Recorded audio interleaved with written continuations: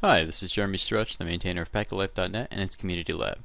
This short video will show you how to reserve the lab for up to 6 hours so you can practice configuring real Cisco routers, switches, and ASAs. The first step is to register a user account on packetlife.net if you haven't done so already. Once you're logged in under your user account, click the Lab tab at the top of the page or go to packetlife.net/lab.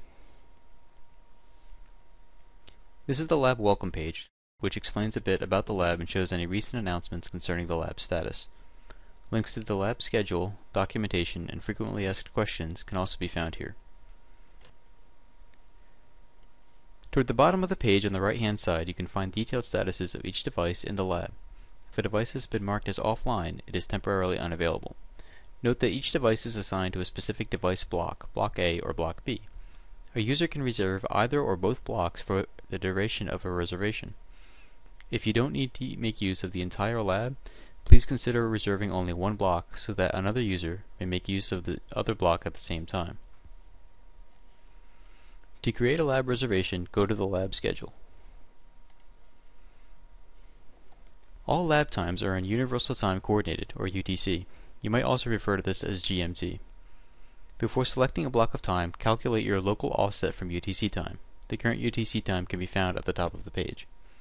For example, I'm currently in the US Eastern Time Zone during Daylight Savings Time, so my offset from UTC is -4 hours. In other words, I'm 4 hours behind UTC time, so I need to account for this when I select my reservation start time.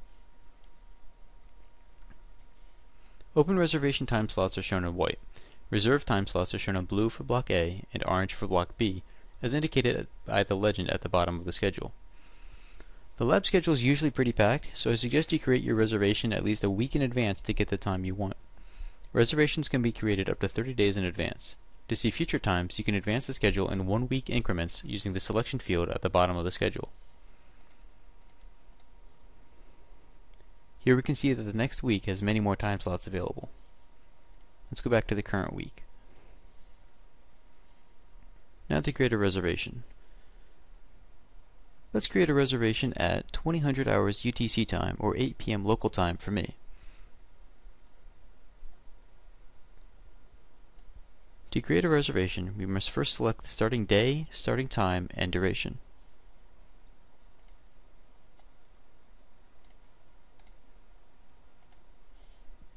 We also need to select one or both device blocks. You can hold the Control or Command key to make multiple selections in the device block list. We'll select both blocks. Finally, you must read, understand, and agree to abide by the user agreement. The user agreement outlines some very easy to follow rules for using the lab to keep it fun and accessible to everyone. Note that violating any of these rules is likely to get your IP block banned from ever using the lab again, so read it carefully and play nice. Once you agree to the user agreement, we're ready to create our reservation. On the next page, we can see that our reservation was successfully created. Make a note of your reservation ID number at the top of the page, which you might need to reference if you encounter any issues using the lab. Don't worry if you navigate away from this page. All the information contained within will also be emailed to you. The reservation confirmation shows the starting day and time, duration, and device blocks we have reserved. Further down, it lists the login credentials that we'll use to access the lab devices once our reservation starts. Note that we'll be logging in with the username of either Block A or Block B, depending on which block the device belongs to.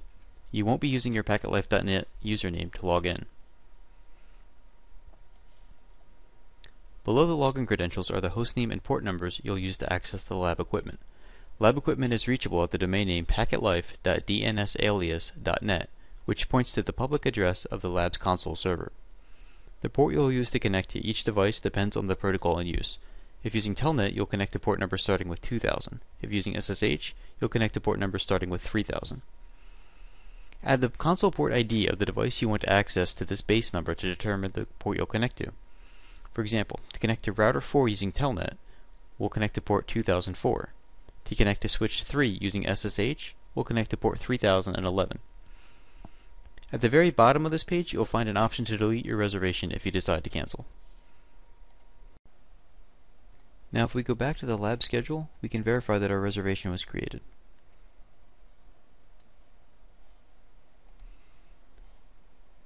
We can also see at the bottom of the page the form has been removed and replaced with a link to our current reservation. Once our reservation has begun, we can go ahead and start telnetting or SSHing into the lab devices. We're going to first try telnetting into the lab's console server on port 2001 to access router 1.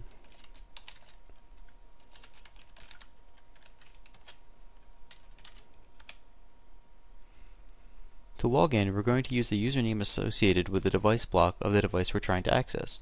Since router 1 belongs to device block A, we're going to log in with the username block A. We use the password that was provided in the registration confirmation. At this point, we have direct serial console access to router 1. We can verify this by hitting enter. Ideally, all devices that we log into should immediately prompt us with a blank configuration. However, this might not always be the case, as some people don't always remember to erase the configuration from the device before the reservation is over. Back on the lab homepage, we can access the lab documentation. This will give us a complete overview of what the physical hardware looks like, as well as the topology describing how it's logically connected. Here we see the Ethernet topology, followed by the serial topology. Altogether, there are 6 routers, 4 switches, and 2 ASA security devices.